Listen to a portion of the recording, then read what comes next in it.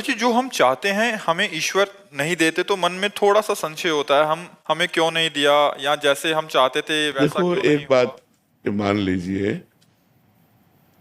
ये हमारे ईश्वर की दुकान है। क्या दुकान में आप जाकर बोलो ये वस्तु हमें दे दो, वो आपको दे देगा? दुकान में वस्तु लेने के दो अधिकार चाहिए।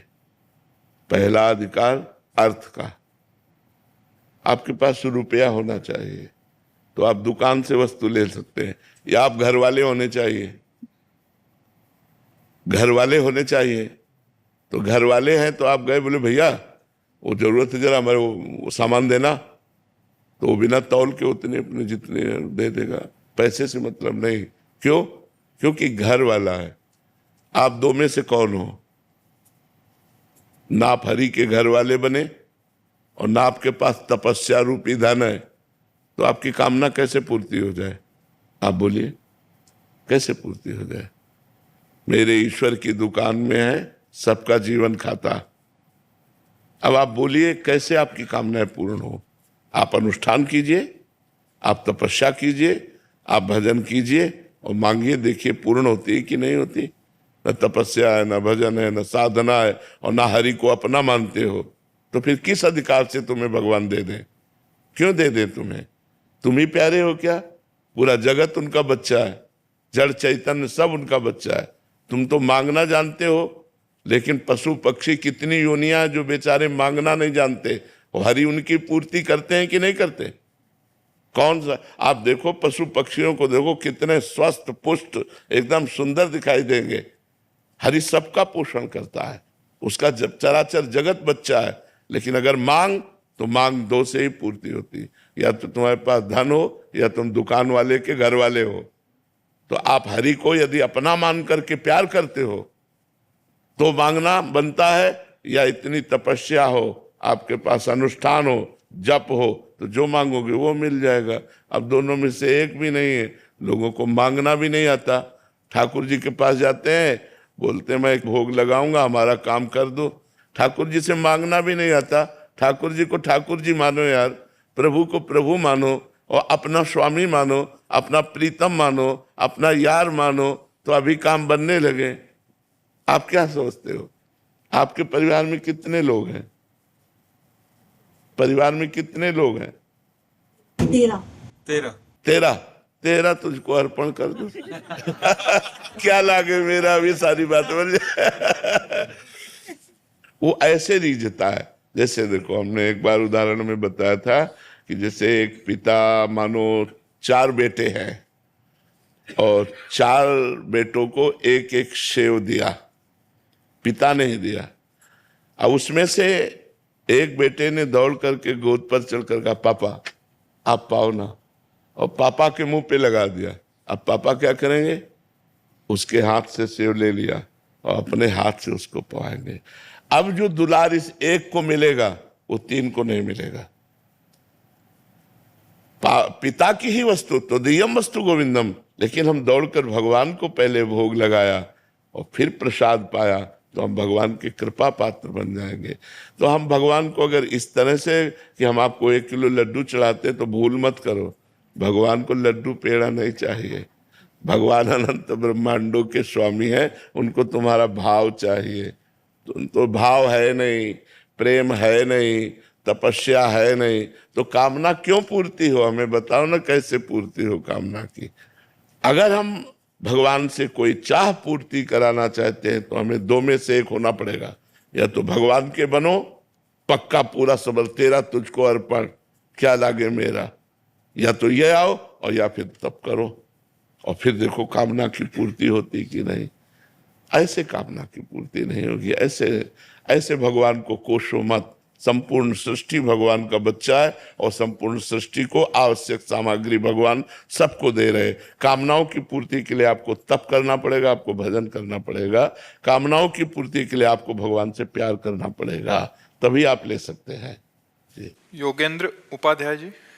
राधे राधे। राधे राधे महाराज जी। महाराज जी, आप कह रहे हैं कि आप उच्च शिक्षा मंत्री हैं उत्तर प्रदेश शासन के। महाराज जी, आप कह रहे हैं कि राजनीतिक व्यक्ति अपनी व्यस्तता के कारण पूजा पाठ, ध्यान व भक्ति के लिए बहुत कम ही समय निकाल पाता है। ऐसी परिस्थिति में कौन सा सरल भक्ति मार्ग होगा जिससे उसका आध्यात्मिक विकास संभव हो और परलोक सुधर सके? किसका प्रश्न है आपका?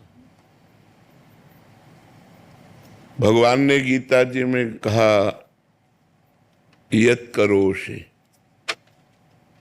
यानी जो भी करते हो। इसमें ये नहीं कहा कि आप ये करिए। यत करोषि, जो करते हो मुझे अर्पित कर दो। पर भगवान को अर्पित वही वस्तु की जाती है जो पवित्र होती है, जो धर्म युक्त होती है। जैसे हम भगवान को अपना कर्म अर्पित करना है तो पहले हमको ये ध्यान रखना है कि हम जिस पद पर हैं, हम अपने पद के अनुसार कर्तव्य कर रहे हैं कि नहीं। पद का दुरुपयोग तो नहीं हो रहा हमारे द्वारा। भय या प्रलोभन से हम अपने पद का दुरुपयोग तो नहीं कर रहे। दुरुपयोग करना स्वार्थ की पूर्ति, सदुपयोग करना दूसरों का हित, दूसरों का मंगल, दूसरों के लिए सुख विधान करना। जैसे आप बहुत अच्छे पद पर हैं तो आप हमारे समाज का बड़ा मंगल कर सकते हैं, हमारे समाज का बड़ा हित कर सकते हैं और करते भी होंगे। तो हम जो कर्म करते हैं यदि उसे धर्म पूर्वक करें और भगवान को अर्पित कर दें तो उससे समर्पण का जो भाव हमारे अंदर आएगा वो एकदम संसारिक कर्म है। आप बिल्कुल उसमें ये मत जाइए कि भागवतिक कर्म ही समर्पित किया जाता है। नहीं, भगवान ने कहा यद करोषि, जो आप कर रहे हैं। ये तो सर्वाणि कर्माणि मयि सन्न्यस्य मत्पराः अनन्ये नैव योगेन माम ध्यायन्तु उपासते। भगवान ने कहा ये तू सर्वाणि, न धर्माणि कहा न पुण्यानि कहा। भगवान ने कहा ये तू सर्वाणि। अब सर्वाणि में पाप कर्म नहीं आएंगे, क्योंकि कर्म शब्द तभी सार्थक होता है जब पाप रहित होता है। अगर वो उसमें पाप जुड़ जाता है तो कुकर्म हो जाता है।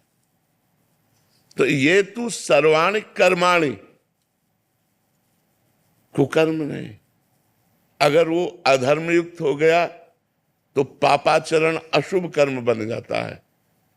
तो हमारे द्वारा सावधानी ये रखनी है कि अधर्म न बनने पावे, पापाचरण न बनने पावे, किसी भी तरह का प्रलोभन हमारे माइंड को, हमारी बुद्धि को लुभायमान न कर पावे, हम अपने धर्म से विचलित न रहें। तो वो कर्म जब हम भगवान को समर्पित करते हैं तो भागवत धर्म बन जाता है। वो हमें भगवत प्राप्ति के योग्य बनाने लगता है। और कहीं कर्म करते हुए नाम जप हो तब तो फिर क्या कहना, फिर तो और विजय प्राप्त हो गई। और हम ये कहते हैं कि हर समय हम कर्मानुष्ठान में ही नहीं रहते। बहुत सा समय हमें ऐसा मिलता है जो हम व्यर्थ में नष्ट कर देते हैं। जैसे हमारे पास 24 घंटा होते हैं तो हम 6 घंटे अधिक से अधिक सोते होंगे या 7 घंटे। क्यों? कम ही सो पाते हैं। कम ही सो पाते हैं कह रहे? हाँ, कम ही सो पाते। बहुत अच्छी बात है। हम तो बिल्कुल आखिरी हद कहते हैं कि 6 घंटे या 7 घंटे बहुत सोने वाला होगा, नहीं तो 5 घंटे 4 घंटे, जो जैसी साधना में युक्त है उतना। इसके बाद हमारे पास जो मानो हम 6 घंटे जोड़ लेते हैं, हमारे पास 18 घंटे बटे, 6 को 24, 4 विभाग करते हैं तो 18 घंटे बचे। 6 सोने में चले गए। 18 घंटे में हम 12 घंटे सेवा रख लें, 12 घंटे काम रख लें। ये बहुत बिजी कार्य 12 घंटे। हमें लगता है कोई मुश्किल ही 12 घंटे कार्य करता होगा बराबर अनवरत। नहीं तो थोड़ा काम किया फिर विश्राम, थोड़ा काम किया फिर विश्राम, ऐसे। तो जब हमें विश्राम की स्थिति मिली तब तो नाम जप कर सकते हैं। और हम 12 घंटे अगर लगातार सोच लेते हैं तो 12 और 6 18 घंटे हो गए। 18 घंटे के बाद हम 2 घंटे भोजन में रख लेते हैं, 2-3 टाइम जितना भी आप पाए, तो 19-20 घंटे हो गए। 20 घंटे के बाद हम 1 घंटा मनोरंजन रख लेते हैं। संसारिक आदमी अगर करना भी चाहे, पेपर पढ़ना है, समाचार देखना है, या और भी जो भी करना है। इसके बाद 3 घंटे ऐसे बचते हैं जिनमें आप बिल्कुल भजन कर सकते हैं। आप उन 3 घंटे में बताओ क्या कर सकते हैं? हमने 12 घंटे आपको काम के लिए दिए, 6 घंटे सोने के लिए दिए, 2 घंटे भोजन के लिए दिए, 1 घंटे मनोरंजन के लिए दिए, तो 3 घंटों का प्रयोग आप बताओ कहाँ करोगे? अगर वो 3 घंटे भजन में लगा दिए जाए तो हम एक बहुत अच्छी साधना कर लेंगे, बीच बीच में नाम जप करते हुए। और 3 घंटे जो हमारे 24 घंटे में निकले, उनको 3 विभाग में कर देते हैं। हम 1-1 घंटे 24 घंटे में समय निकालकर भजन को देते, केवल भजन को देते, तो हमारे मनुष्य जीवन की जो सार्थकता है वो ठीक हो जाएगी। साधन धाम मोक्ष कर द्वारा जो हमारा मनुष्य जन्म साधना के लिए मिला है, मोक्ष के लिए मिला है, उसकी पूर्ति हो जाएगी। अब आप या कोई व्यापारी या कोई किसान या किसी भी डिपार्टमेंट का, तो 3 घंटे सबके पास बच सकते हैं। अगर हम 3 घंटे भजन में लगा दें तो हमारा जीवन सार्थक हो जाए। तो हमें चाहिए कि नाम जप करते हुए हमें कर्म करना चाहिए। तो आपका कर्म ही आपकी पूजा है। बस उसमें सावधानी इतनी कि अधर्म ना होने पावे, क्योंकि अधर्म हो गया तो फिर वो पूजा नहीं, वो पाप है। और अगर अधर्म नहीं हुआ और वो कर्म हम भगवान को समर्पित कर दिए तो वो पूजा ही हो जाएगी। जैसे गला काटना कभी पूजा नहीं होता, लेकिन अर्जुन जी को भगवान आदेश करते हैं, इनका गला काटिए। माम स्मर युद्ध च, उठ खड़े हो, मेरा स्मरण करो। तो वो कर्म कितना भी भयावना क्यों ना हो, यदि वो धर्म पूर्वक है और भगवत समर्पित कर दिया जाए और नाम जप किया जाए, तो उसी कर्म से हमें भगवत प्राप्ति हो जाएगी। रजनीश जी इंदौर से। श्री श्री हरिवंश महाराज जी, भगवान मांसाहार और द्यूत कीड़ा जुआ खेलने को छोड़कर जितने भी महत् पापाचरण होते हैं मुझसे सभी हुए हैं शरणागति के पूर्व। कृपया दंड विधान करें या इनका प्रायश्चित या शमन कैसे करूं ताकि प्रारब्ध नाम जप कीजिए। किसका प्रश्न है? नाम जप कीजिए और ये नियम ले लीजिए कि अब लो नशानी, अब ना नशे हो। आज तक जो हमसे हुआ वो हुआ, अब नहीं होगा। पक्का नियम ले लो और नाम जप करो, भगवान का यश श्रवण करो, भगवान की लीला कथा श्रवण करो, भगवत सेवा विराजमान कर लो ठाकुर जी की। अलग से कोई प्रायश्चित करने की जरूरत नहीं, सब इसी से भस्म हो जाएगा। पहला तो जो हृदय में जलन होती है उससे पाप क्षीण होते हैं, दूसरा जो हम प्रतिज्ञा ले लेते हैं उससे पाप क्षीण होते हैं, और तीसरा जब हम भगवान नाम जप कीर्तन करते हैं उससे सब पाप नष्ट हो जाते हैं, तभी तो भगवत प्राप्ति होती है। तो आपको उल्लास पूर्वक नाम जप करो और कोई कठिन प्रायश्चित करने की जरूरत नहीं है। अरविंद यादव जी लखीमपुर। महाराज जी आपके चरणों में कोटि कोटि प्रणाम। महाराज जी, गांव में रामायण पढ़ने के लिए लोग बुलाते हैं जो अखंड ज्योत रखते हैं, वहां पर मेरे साथ कुछ लोग अब आके रामायण पढ़ते हैं तो वो गुटखा खाकर भी पढ़ते हैं। मैं मना भी करता हूं तो कहते हैं कि मुझे थोड़ी ना मना किया है शास्त्र ने, और कुछ लौंग आदि नहीं, ये गंदी प्रवृत्ति के लोग हैं, ये ऐसा अपराध है। मसाला या गुटखा या किसी भी तरह के इन पदार्थों को खा करके भगवत चरित्रों का गायन करना निषिद्ध है। हाँ, एक उपाय हो सकता है, ठाकुर जी को पान का भोग लगाया जाए जिसमें तमाकू ना हो, इलायची, लौंग, सौंफ, कुछ मीठी चीजें जैसे गुलकंद आदि है, ऐसी डाल करके और वो आप मुख में रख लें, फिर निषेध नहीं माना जाएगा। लेकिन यदि आप ऐसे गुटखा तमाकू खाकर करते हैं तो ये निकृष्टता है, ये शास्त्र का अपमान है, ये मर्यादा के विहीन है और ये पाप लगेगा जो ऐसा लोग करते हैं। इसलिए हमारी सबसे प्रार्थना है, जहाँ तक हमारी आवाज पहुँचे, कि आप लोग भागवत कथा श्रवण या भागवत कथा कथन या रामचरितमानस श्रवण या रामचरितमानस कथन या वृंदावन की परिक्रमा या गिरिराज जी की परिक्रमा, इनमें कोई भी नशा ना करें। अगर नशा करेंगे तो लाभ लेने गए हो, ऊपर से आपकी हानि हो जाएगी, अपराध बन जाएगा। नहीं खाना चाहिए, बिल्कुल नहीं खाना चाहिए, गलत है। महाराज जी जो ग्रंथ है इनको छूना या जैसे कहीं भी रख रहे हैं जैसे किताबों की तरह, इनका भी कोई नहीं, सावधानी? हाँ, बिना वस्त्र के आवरण के ग्रंथ को रखना ही नहीं चाहिए।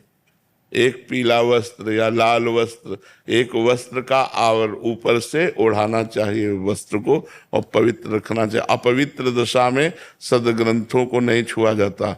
स्नान आदि करके पवित्र होके प्रणाम करके, और फिर जो आसन होता है सदग्रंथ रखने का, जिसे रील कहते हैं, उसके ऊपर वस्त्र डाल करके फिर हम वाचन करें, फिर गायन करें। ऐसे अपवित्र दशा में न छुएं। झूठा मोह हो तो न छुएं, अपवित्र शरीर हो तो सदग्रंथों को न छुएं, नहीं तो आपकी बुद्धि पतित हो जाएगी।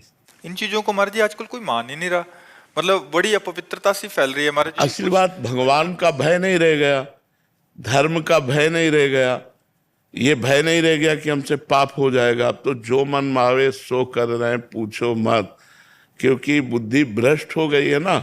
भय हो तो हमें लगे कि हम गलत करेंगे तो हमारा पुण्य नष्ट हो जाएगा, भगवान नहीं मिलेंगे, हमारे को हानि होगी। अब कौन, अब तो बड़े भाग्य हैं जो कोई भगवान के इन ग्रंथों का वाचन करता हो, कथन करता हो, पाठ करता हो। नहीं तो लोग दिन भर मोबाइल में लगे रहते हैं, इधर उधर के कार्यों में अपना जीवन व्यर्थ करते हैं। अब हमें लगता है कि अगर गांव में देखा जाए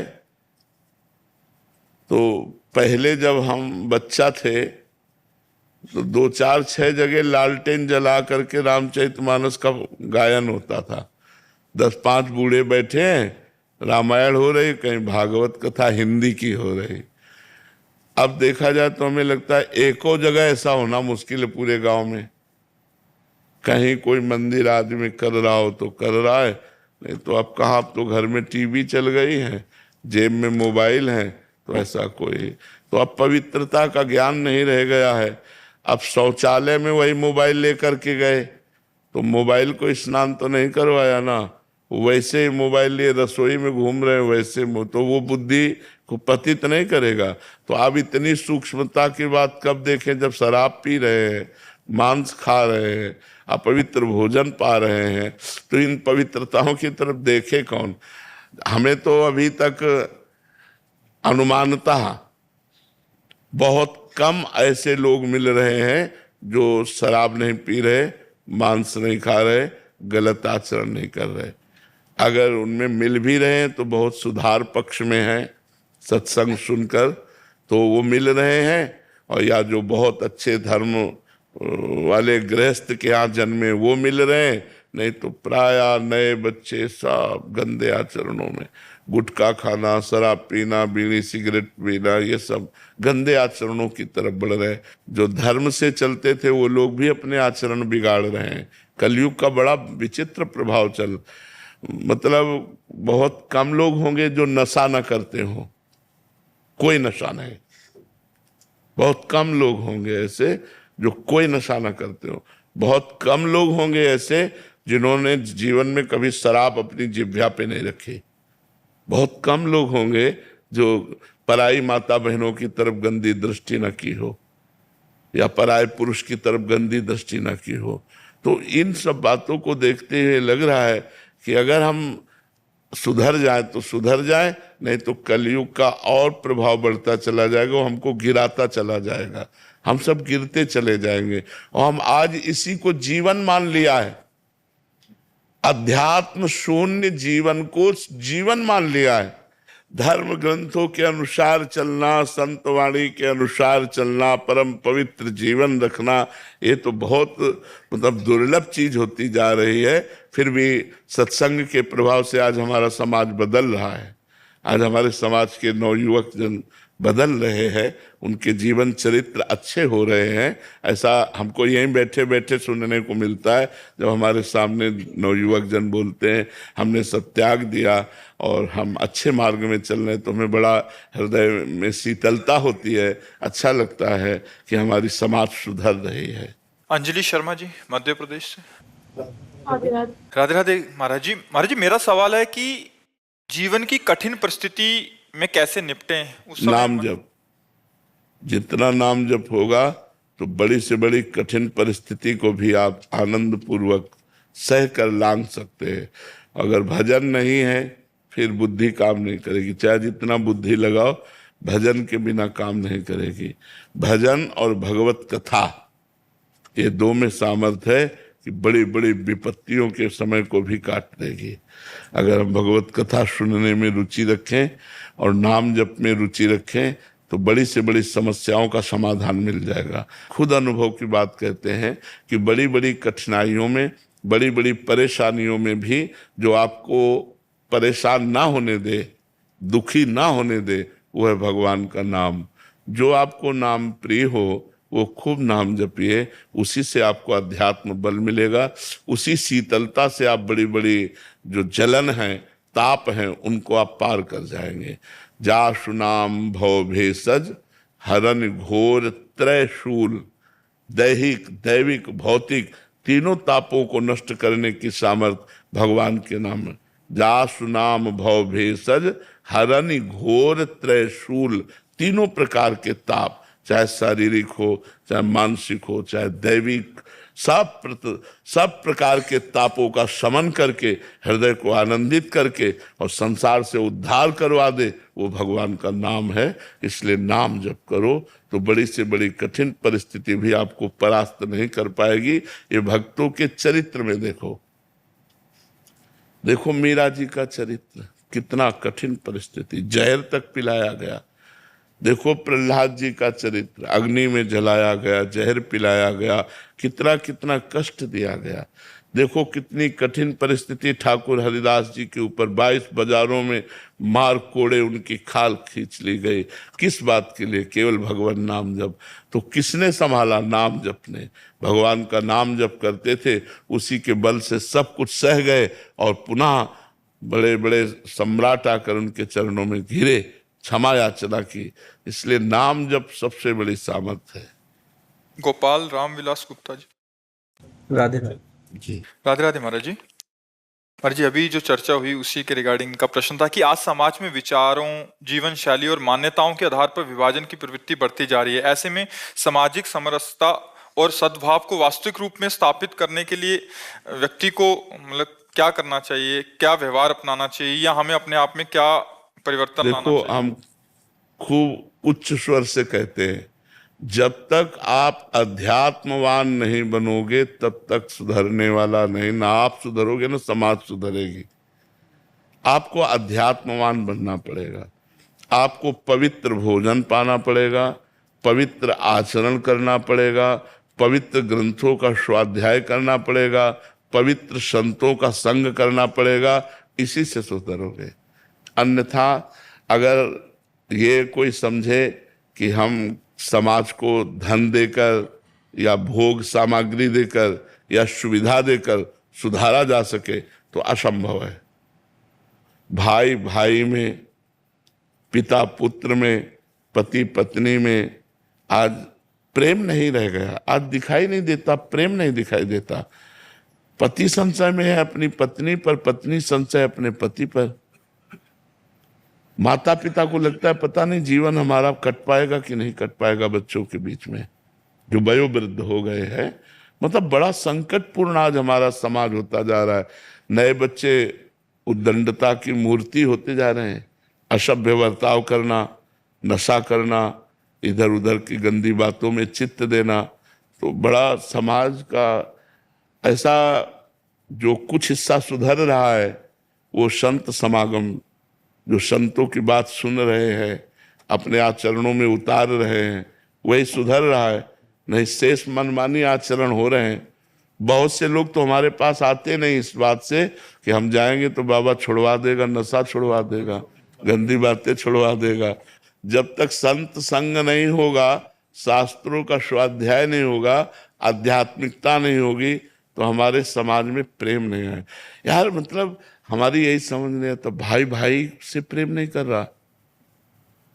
एक माँ के उदर से पैदा हुए, भाई भाई से प्रेम नहीं कर रहा, बेटा माँ को प्यार नहीं कर रहा, माँ बेटे को प्यार नहीं कर रही, पिता पुत्र परिवार सब संबंधों में खटाई आती जा रही है, छल कपट घुसता चला जा रहा है। मतलब जीवन कैसे जिएंगे? जब आप सोचो, आपको अपनी पत्नी पर विश्वास न हो या पत्नी को आप पर विश्वास न हो, तो आप कैसे जिएंगे? माता पिता पुत्र परिवार आपस में सब मतभेद लाए, कैसे जियोगे? उस घर को नरक बना दिया जाता है जहाँ छल कपट और प्रेम नहीं होता है, वो घर नरक हो जाता है। तो गृहस्थी तो परम पावन सुख देने वाली होती है। दिन भर मेहनत करके आए, पत्नी ने मुस्कुरा कर स्वागत किया, बच्चों को गोद में दुलारा और बूढ़े माता पिता के चरण छुए, उनकी सेवा की, बड़ा आनंद में खुशहाल परिवार। यही जीवन गृहस्थी का। अब खुशहाल कैसे रहे?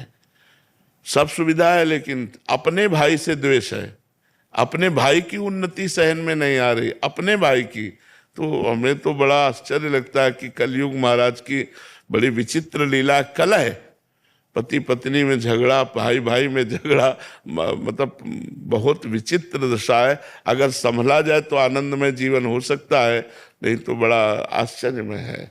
बड़ी ऊंचाई से लेकर नीचे तक जो है इसका प्रभाव है। तो हमें लगता है कि अगर हम अध्यात्म से नहीं जुड़ेंगे तो हमारे द्वारा ऐसी गलतियां होती रहेंगी। और ये कलह है, अशांति, छल कपट जहां घुस गया वो जीवन बर्बाद कर देता है, उस परिवार को बर्बाद कर देता है। और प्रायः घर घर में कलह हो रही है, कलह घर घर में हो रही है। ये नहीं होना चाहिए। क्षमावान बनो, सहनशील बनो, अध्यात्मवान बनो, तभी समाज सुधर सकता है। दिव्या सिंह जी। राधे राधे महाराज जी। महाराज जी, नाम निष्ठा कैसे दृढ़ हो, नाम हृदय में प्रकाशित कैसे हो? नाम जपने से अधिक से अधिक बार बार नाम जप करें, अधिक समय नाम जप करें, खूब श्रद्धा पूर्वक नाम जप करें, सम्मान पूर्वक नाम जप करें, तो हमारी नाम निष्ठा प्रकट हो जाएगी। सातु दीर्घ काल निरंतर सत्कार सेवितो दृढ़ भूमि। पातंजलि जी कह रहे हैं, यदि दीर्घ काल माने लंबे समय तक सत्कार पूर्वक आदर सहित बार बार नाम जप करें तो दृढ़ भूमि नाम निष्ठा जागृत हो जाएगी। सातु दीर्घ काल निरंतर निरंतर सत्कार आदर सहित सेवितो, खूब नाम का स्वाद ले लेकर राधा राधा राधा राधा राधा, तो हृदय में दृढ़ भूमि, फिर हृदय में स्वयं चलने लगेगा। नाम निष्ठा, नाम प्रेम सब नाम जप से आ जाएगा। पहले हम जबान से नाम जपना खूब अभ्यास करें, मन की चक्कर में ना पड़े कि मानसिक नहीं। पहले हम जिव्या या जिव्यागे वर्तते नाम तुभ्यम, जिसकी जिव्या के अग्रभाग पर आपका नाम विराजमान है, तो हम खूब नाम जप करें जिव्या से राधा राधा राधा राधा राधा, तो हमारे अंदर गूंज हो जाएगी नाम की। फिर मन पकड़ लेगा, जब मन पकड़ लिया फिर तो बात बन जाती है। मन पकड़ ले नाम जप को तो सोवत हु रसना रटे राधा कृष्ण सुनाम। पूज्य श्री रघुनाथ दास गोस्वामी जी के लिए आता है, जो राधा कुंड के थे, सोवत हु रसना रटे राधा कृष्ण सुनाम। वो सोते थे तो उनकी जिह्वा से निकलता था राधा कृष्ण राधा कृष्ण राधा कृष्ण राधा। लेकिन नियम बहुत जोर का था, इसीलिए सबकी स्थिति ऐसी आना बहुत मुश्किल है। लौन तक्र ब्रज को लियो परस्यो नहीं कछुआन, नमक और मठा इसके सिवा कुछ नहीं खाया, और वो भी ब्रजवासियों का। लौन माने नमक, तक्र माने मठा।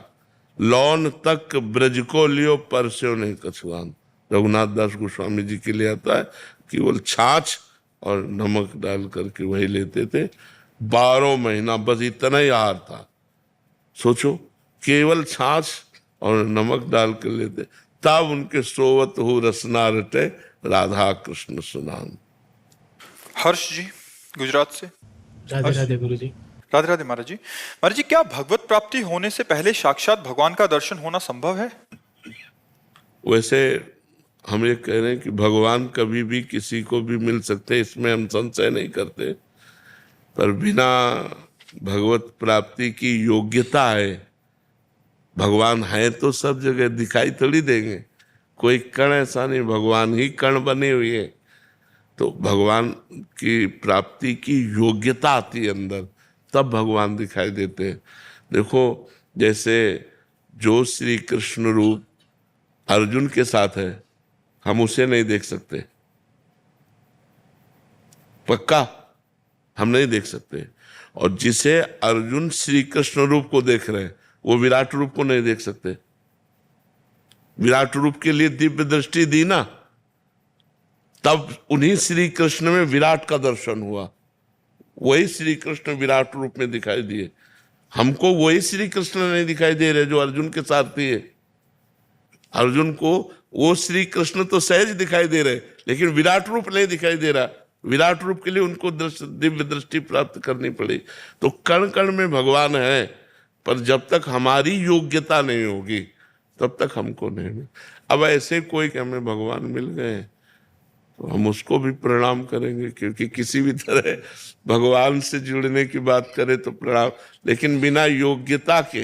योग्यता है कि निरंतर नाम जब चल रहा है, सारे काम क्रोध आदि दोष नष्ट हो चुके हैं, वो भगवान के प्रेम में उन्मत्त है। अब वो कुछ भी कह दुर्लभ नहीं है। भगवान की लीला में प्रवेश हो जाना है, भगवान का दर्शन करना, वो बात अलग। एक आए थे हमसे, बोले हम भगवान का साक्षात्कार किए। सब लोग प्रणाम करो भाई, भगवत साक्षात्कार महापुरुष आया है, प्रणाम करो। तो सब लोगों ने प्रणाम किया। अब वो तो सीधे साधे सरल भगत होते, सबने प्रणाम किया। थोड़ी देर बैठा रहा, उसने कहा कोई हमारी बात मानता नहीं है और हमको लोग उपहास करते हैं, हम कोई भगवत प्राप्त मानते नहीं है। तो फिर हम उनसे कहा लोग अभी दिखाई दे रहे हैं, अभी मान की चाह है, अभी आपको यश की चाह है, आपको भगवान मिल गए। ऐसे बातें बना लेना बहुत सरल है, लेकिन काम पर विजय प्राप्त करना, क्रोध पर विजय प्राप्त करना, मोह मद मत्सर इन दोषों पर, तब भगवत प्राप्ति की योग्यता होती है। भगवत प्राप्ति षट विकार जित अनघ अकामा, पाप रहित, कामना रहित, 6 विकारों पर विजय प्राप्त। काम क्रोध लोभ मोह मद मत्सर, षट विकार जित अनघ अकामा। कहाँ है? षट विकारों पर विजय प्राप्त करना कोई खेल तमाशा? काम क्रोध लोभ मोह मद, पूरा जीवन साधु महात्मा अपना लगा देते हैं इसी पर कि कोई विकार हमारे अंदर न रह जाए, कोई दोष न रह जाए। तो ऐसे बात अलग है। लेकिन अगर भगवान चाहे तो किसी को भी भगवान कृपा कर सकते। भगवान का नियम नहीं है कि वो आपसे भी मिल सकते हैं, अभी मिल सकते हैं, क्योंकि वो मालिक है, कभी मिल सकते हैं किसी। पर जब आपसे मिलेंगे तो आप बता नहीं पाएंगे कि आपको भगवान मिले। आपकी आंखें, आपका रोम रोम, आपका हृदय देखकर कोई पहचान ले तो पहचान ले। आप अपने मुंह से नहीं कह सकते कि मुझे भगवान मिल गए। जिसे भगवान मिल जाते हैं वो कभी मुख से नहीं कह पाता, ये पहचान होती है। उसकी रोम रोम बताएगा भगवत प्राप्ति, उसकी आंखें बताएंगी, उसका हृदय बताएगा उसका कि वो किस कोटि का महात्मा है, किस कोटि का। लेकिन वो मुख से नहीं कह सकता वो कुछ। प्रेम में ये अपने प्रीतम के मिलन की बात कोई कह पाता है क्या? कोई नहीं कह पाता। अपने प्यारे के मिलन की बात नहीं कह पाता। अगर कहता है तो सूखा है, वो प्रेमी नहीं है। और जो प्रेमी है वो अपने प्यारे के मिलन की बात नहीं। प्यारे की बात आते ही अशुभ प्रवाह चलने लगेगा, शरीर कांपने लगेगा, उसकी दशा बदल जाएगी, वो बता तो कैसे पाएगा? यही बात, यही परिचय बताएंगे। नेत्र, रोम रोम, शरीर पुलकित, ये परिचय बताएगा कि भगवान का भक्त है, ये भगवान से जुड़ा हुआ है। वो वाणी से नहीं कह पाता कि हम भक्त हैं या हम प्रेमी हैं या हम ज्ञानी हैं। वो तो सूखे हृदय वाले ऐसी बात बोलते हैं, जिनका हृदय प्रेम में डूबा है वो ऐसा नहीं बोलते। अमित जी, राधे राधे। महाराज जी, कितना भी खुद को शरीर या जीव कहकर संबोधित कर लूं, ये देह भाव वैसा का वैसा ही बना। बिना भजन के ऐसे थोड़ी चला जाएगा। भजन करना पड़ेगा, ऐसा थोड़ी है। इंजेक्शन लगेगा तो आपको ही पीड़ा होगी। ये थोड़ी कि शरीर को इंजेक्शन लग रहा है आप निरपेक्ष है, ऐसा नहीं हो। बस उस समय भजन चल रहा है तो निरपेक्षता आने लगेगी, सह जाओगे, व्यथित नहीं होगे। और कहा पीड़ा तो होगी, पीड़ा तो सिद्धों को भी होती, चाटा मारोगे तो गाल में दर्द नहीं होगा, लेकिन उसको विवेक के द्वारा काटा जाता है।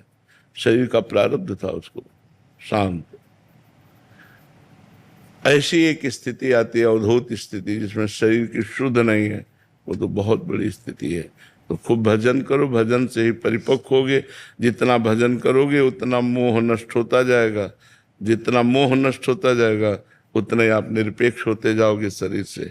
ऐसे संतों को देखा गया कि उनके पैर में कीड़ा पड़ गए, तो कीड़ा अगर निकल के गिर जाता है तो उठा के रख देते हैं, भैया तेरा भोजन पा। अब सोचो एक चींटी काटे कितना कष्ट होता है, उनके पैर में कीड़ा। तो ऐसे वो हैं शरीर से निरपेक्ष महापुरुष, उनको ज्ञान है। जैसे तकिए पे कीड़ा लगा हो तो हमको क्या फर्क पड़े, क्योंकि हम कोई तकिया तो है नहीं, ऐसे हम कोई शरीर तो है नहीं, शरीर को कष्ट हो रहा तो हमको क्या। पर ऐसी स्थिति प्राप्त होना ये बहुत बड़ी बात, बातों से नहीं प्राप्त होती कि मैं शरीर नहीं हूं, ऐसे नहीं प्राप्त होता। नाम जप करो, अच्छे आचरण करो, परोपकार करो, ये सब देखकर भगवान कृपा करेंगे आपके ऊपर, तो आपको असली ज्ञान प्राप्त हो जाएगा। एक होता नकली ज्ञान, अनुभव नहीं है ना तो वो ज्ञान काम नहीं करेगा। असली ज्ञान होता है जो हृदय से उत्पन्न होता है, जो भजन करने से, तपस्या करने से, व्रत अनुष्ठान करने से, भगवत आराधना से जो ज्ञान होता है वो माया का नाश करता है। अगर पढ़ लिख करके ज्ञान होता तो बहुत लोग माया का नाश कर लेते, लेकिन वो ऐसे नहीं होता है। नायमात्मा प्रवचनेन लभ्या न मेधया न बहुना श्रुतेन।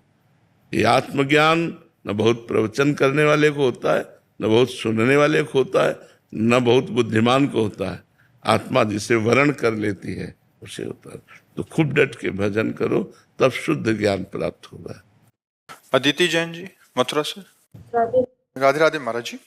गुरुजी असली सुख किसमें है, मनोकामनाओं को पूर्ण करने में अथवा नहीं? असली सुख है मनोकामनाओं की त्याग में, जिसे शांति कहते हैं, सुख कहते हैं। भगवान गीता जी में कहते हैं त्यागात् शांति अनंतरम। भोगों की इच्छाओं का त्याग करने से ही शांति और सुख की प्राप्ति होती है। और हम लोगों की बुद्धि उल्टा प्रेरणा देती है कि जो भोग की इच्छा हो, अगर भोगने को मिल गया, सुख मिल गया, ऐसी मान्यता होती है। नहीं, त्यागात् शांति अनंतरम। जाहि न चाहे कबहु कछु, तुम सन सहज स्नेह, बसहु निरंतर तासुर शोराउर निज के। जिसे कोई चाह नहीं होती, भगवान से उसका सहज में प्रेम हो जाता है, और जिसका भगवान से सहज प्रेम हो जाता है उसके हृदय में भगवान प्रकाशित हो जाते हैं। जब हृदय में प्रकाशित होते हैं तो जड़ चैतन्य सब में भगवान का दर्शन होता है।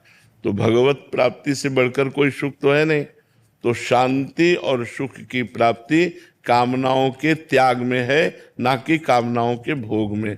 ये अच्छी तरह से समझ लो। हमारी बुद्धि हमको उल्टा सिखाती है, ये कुमति है। वो कहती है कि भाई मन ने कहा ये भोग लो, सुख मिलेगा। बस इसी में हम गिरते चले जा रहे हैं। यही गलती हमारे को बार बार इस दुखालय संसार में दुख भोगने के लिए मजबूर कर देती है। इसलिए भगवान का नाम जप करो, और जो इच्छाएं सद हों, धर्म पूर्वक हों, उनको तो भोगो, और जो अधर्म पूर्वक हों उनका त्याग कर दो। इच्छाओं के सब इच्छाएं नहीं त्याग की जाती। अब जैसे हमें प्यास लगी, हमारी इच्छा हुई कि पानी पीना है, तो अब हम पानी पिएंगे। अब हम कहाँ पीना है, कैसे पीना है, ये सब समझ बूझ के अपनी प्यास बुझाएंगे। इसमें कोई भूख लगी है, ये शरीर धर्म की इच्छा है। हम देखेंगे कि हम भिक्षावृत्ति के द्वारा पवित्र अन्न लेकर हम अपने उदर का पोषण करेंगे, या धर्म के द्वारा कमाकर गृहस्थ धर्म में हम अपने उदर का पोषण करेंगे। अब काम वेदना सता रहे तो गृहस्थ धर्म में हो, अपनी पत्नी है, कोई पाप नहीं। विरक्त धर्म के लिए तो वो अलग ही मार्ग है, वो इन सबको सहता है। इसीलिए जगत तो नमस्कार करता है। विरक्तों को, संतों को जगत नमस्कार क्यों करता है? कि जहाँ हम सहन नहीं कर पाए वहाँ आप सहन करके निकल गए भगवान की तरफ, तो आपके चरणों में, पूरा संसार संतों के चरणों में झुकता है। तो अब गृहस्थ धर्म में जैसे अपनी पत्नी से पाप नहीं, लेकिन पराई पत्नी की तरफ दृष्टि भी अगर दूषित दी तो पाप दृष्टि हो गई, क्रिया हो जाना, तब तो नरक की मतलब पूरी तैयारी कर ली उसने। त्रिविधम नरकस्येदम द्वारम नासन्मात्मनः कामः क्रोधा तथा लोभा तस्मादेत्रयम् त्यजेत्। 3 नरक के द्वार भगवान श्री कृष्णचंद्र जी ने बताए, काम, क्रोध और लोभ। अगर इनमें फंसे रहोगे तो पक्का नरक जाना पड़ेगा। तो अब काम नरक का भी द्वार है और काम धर्म का भी स्वरूप है। अपनी पत्नी से सहवास करके संतान उत्पत्ति करना ये धर्मपूर्वक काम है, और पराई स्त्री की तरफ कुदृष्टि करना और सहवास करना ये नरक का द्वार है। लोभ, धर्मपूर्वक कमाए हुए धन से हम अपने परिवार का पोषण कर रहे हैं, और धर्मपूर्वक धन हम कमाए जिससे हम समाज की भी सेवा कर सकें, कोई पाप नहीं। लेकिन बेईमानी पूर्वक, घूसखोरी, चोरी, अधर्मपूर्वक कमाना धन, ये नरक का द्वार है। काम और क्रोध, क्रोध तभी प्रकट होता है जब कामना में पूर्ति नहीं होती। कामा संजायते क्रोधा। तो हम कामनाएं सद करेंगे और जब वो नहीं पूरी होंगी तो हम भगवान की इच्छा मानकर शांत हो जाएंगे। लेकिन असद कामनाओं में ऐसा नहीं होता। जब असद कामनाएं पूरी होती तो पूरी ही होनी चाहिए, और नहीं पूरी होगी तो क्रोध आ जाएगा। तो हमें लगता है कि भगवान का आश्रय लेकर कामनाओं के त्याग में ही सुख है, ना कि कामनाओं के भोग में। ऐसा संत और शास्त्र सम्मत बात है ये। महीप शरण जी मुंबई से। श्री राधे, श्री हरिवंश। श्री हरिवंश महाराज जी। महाराज जी, क्या आप रोज एक ही दिनचर्या से थकते नहीं हैं? सुबह 1-2 बजे उठो, फिर वही दैनिक दिनचर्या वगैरह, यही बात सभी सहयोगियों पे लागू होती है महाराज जी? थकने की तो बात जाने दो, समय कम पड़ता है। रोज ऐसा लगता है कि आज हमारा भजन कम हुआ, आज हमारे और समय मिलता और भजन करता। 24 घंटे में 1 मिनट भी न टीवी है, न ट्रांजिस्टर है, न मोबाइल है, न पेपर है, न किसी व्यक्ति से हंसी मजाक है, किसी से किसी भी तरह का कोई संपर्क भी नहीं। बस इतना ही संपर्क है जो एकांतिक में आप लोगों से प्रश्न उत्तर कर लेते हैं। शेष एकांत जो भगवान की चिंतन मनन की धारा है, बस उसे उबने की तो बात तब होती है जो मन के प्रतिकूल कार्य किया जाए, तब उबने की बात होती है। अब मन राजी हो गया भजन में तो उसको तो और समय मिले, अधिक से अधिक समय मिले। रात में जग कर के भजन, हम 1:30 बजे जग गए थे। 1:30 बजे से हमारी दिनचर्या, ऐसे भी नहीं हुआ 1:30 बजे से दिनचर्या चल रही और बराबर चलती रहेगी। तो थकने का तो नाम नहीं। अंदर और जलन है कि अभी जो भजन होना चाहिए, जितना होना चाहिए उतना नहीं हो पा रहा हमसे, हमें और भजन करना है। अगर हमारी किडनी ठीक होती तो शायद और हम भजन कर पाते। हमारे तो अंदर जलन है कि अब जितना करना चाहिए उतना नहीं कर पा रहा हूँ। ऊबन कैसे हो सकती है? क्यों, किसका प्रश्न है? ऊबन कैसे हो सकती है? वही रूटीन आता है, सेम सुबह उठे यहाँ पूरा साल। इतना सुखद रूटीन है कि वो इतना आनंद देता है कि उसमें और मांग होती है, और मांग होती है। इससे बढ़कर और क्या हो सकता है? सोचो, ऊबन तो तब हो जब संसारिकता हो। हमारे प्रभु नवम नवम, हमारे प्रभु की बात नवम नवम, हमारे प्रभु का नाम नवम नवम, हमारे प्रभु की लीला नवम नवम, हमारे प्रभु की साधना का आनंद नवम नवम।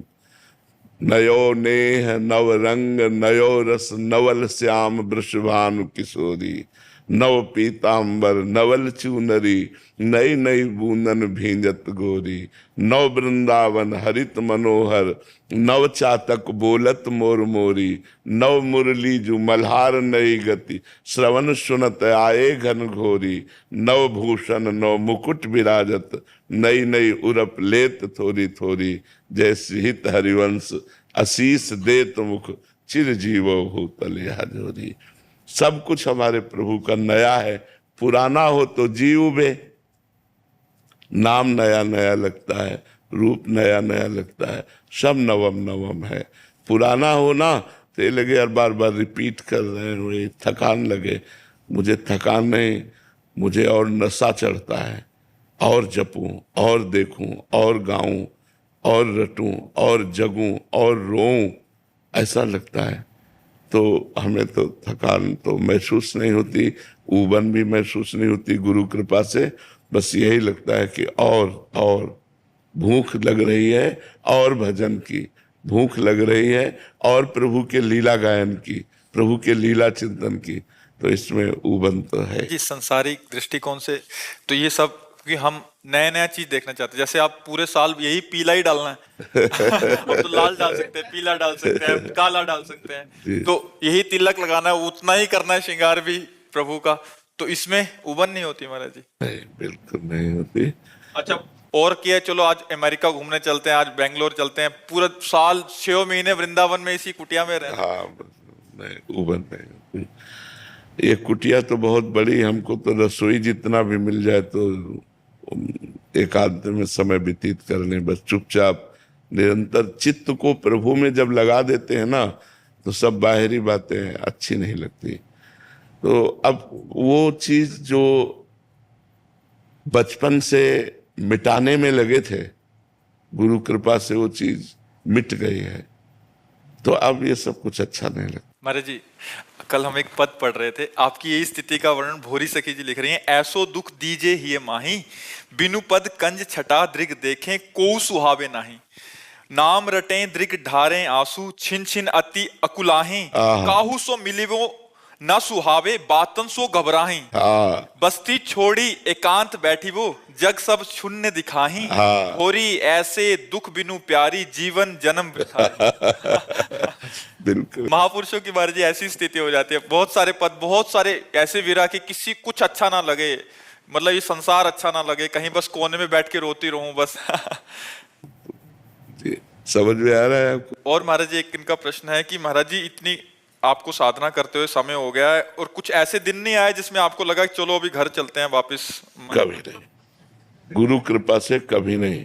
एक एक सप्ताह भोजन नहीं मिला, गर्मी सर्दी बरसात ऐसे ही सहे हैं। कभी स्वेटर नहीं मिला, कभी कंबल नहीं मिला, गंगा के किनारे भ्रमण करते रहे। आज के मतलब 27 वर्ष पहले, 27 साल तो वृंदावन रहते हो गए। ये अभी जो सुविधा देख रहे हो 10-12 वर्ष की है। ये पूरा जीवन कष्ट में, पर भगवान की कृपा से कभी एक दिन भी ऐसा नहीं आया चलो घर चलते हैं। जिस दिन से घर से निकले आज तक घर नहीं गए। जिस दिन से घर की रसोई में भोजन पाकर त्यागा, आज तक कभी किसी के घर की रसोई में भोजन नहीं किया। अब यहाँ वृंदावन में थोड़ा नियम शिथिल हो गया, शरीर रोग ग्रसित है, तो यहाँ बन जाता है, कोई बना के दे दिया तो ऐसे नहीं। माधुकरी के सिवा और आकाश वृत्ति जो हमारे सामने परमात्मा भेज दे वही हम खाएंगे, अन्यथा नहीं खाएंगे, किसी से मांगेंगे नहीं।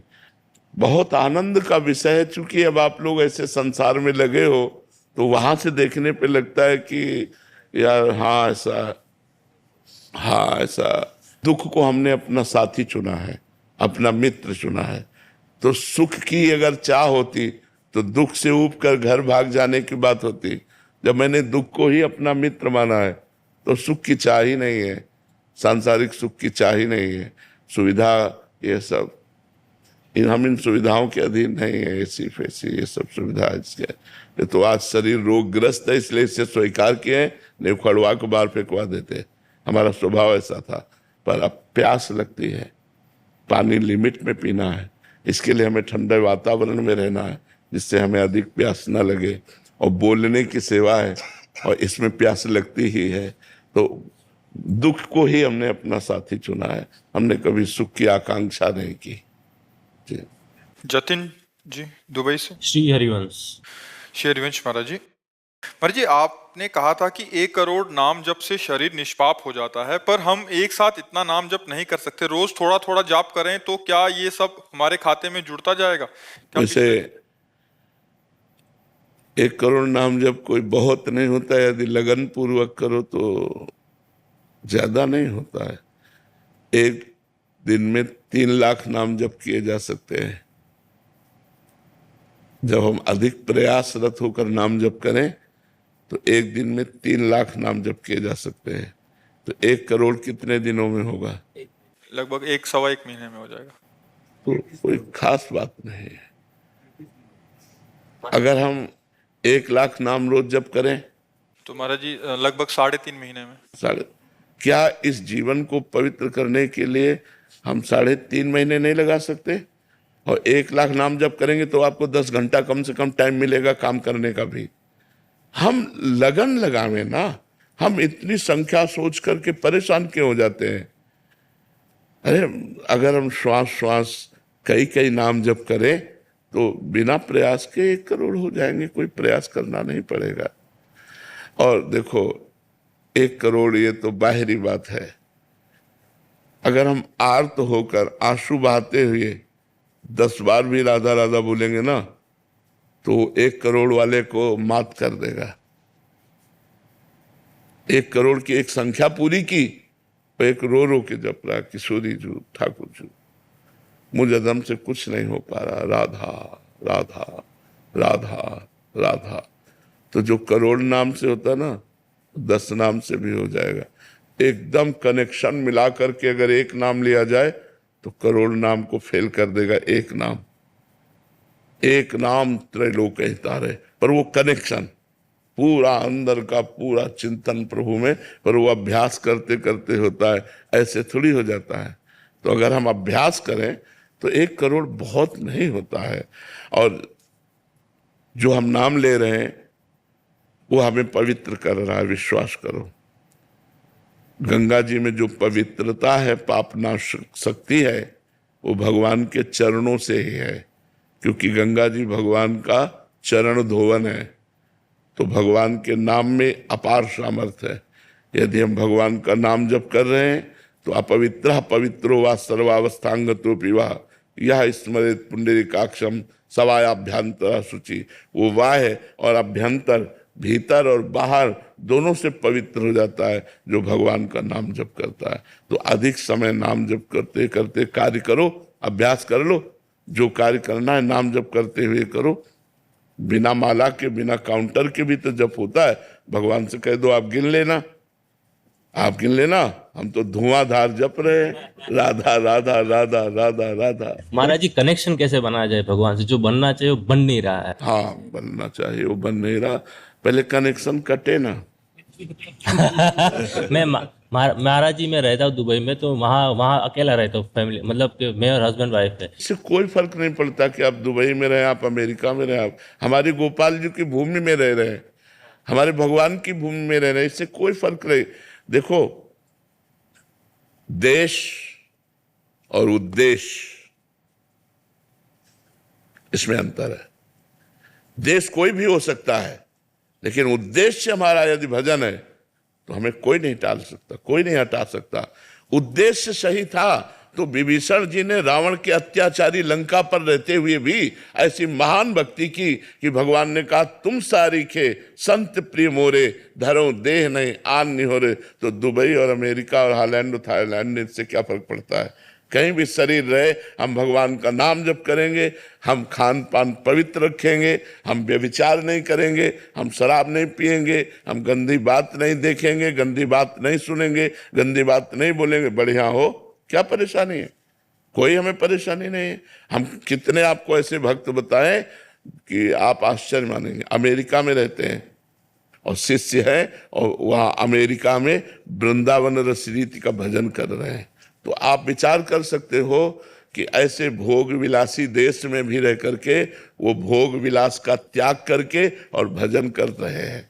तो हम कहीं भी रहें, हमारा उद्देश्य ठीक है तो देश बाधा नहीं डाल सकता, और हमारा उद्देश्य ठीक नहीं है तो हम किसी भी देश में रहें, वो हमारे भजन के लिए बाधा पहुंचा देगा, भजन में बाधा पहुंचा देगा पक्का। जो सावधान नहीं है उनके द्वारा पापाचरण हो रहा है, उनके द्वारा गंदी बातें हो रही हैं, उनके द्वारा प्रपंच हो रहा है। और जो संत गुरुजनों के शासन में है, उन पर कृपा है, तो फिर एक क्षण के लिए भी भगवान का विस्मरण ना करते हुए वो वृंदावन वास कर रहे हैं। तो अगर हम सावधान नहीं तो वृंदावन में भी हमसे गलती हो जाएगी, अगर सावधान है तो अमेरिका में भी गलती नहीं होगी हमसे। हमें सावधान होना है, हमें नहीं करना है। ऐसे थोड़ा खुले दिमाग का होना चाहिए, ज्यादा उसमें नहीं। चाहे 10 लोग बैठे, 9 लोग मांसाहार है, तो 10वें हम अपने अन्न को पा करके, जो हमारे पास है, हम उसको पा करके मुंह पोछा, राधा राधा चल दिया, कोई हमारे अंदर विकार नहीं। ऐसे होना चाहिए, क्योंकि संसार है, अपने अपनी सब रंग ढंग है। अब व्यापारी हो या नौकरी पेशा वाले हो, तो अब नहीं घर में भोजन है तो होटलों में ही भोजन पाना पड़ेगा। हाँ, अपने अनुकूल भोजन ले लिया और जो हो रहा है सो आपका सत्संग सुन के लास्ट 1 साल से महाराज जी हमने प्याज और लहसुन उधर छुआ भी नहीं, हाँ, बहुत सुंदर, बहुत और सुंदर। ठाकुर जी की सेवा भी है।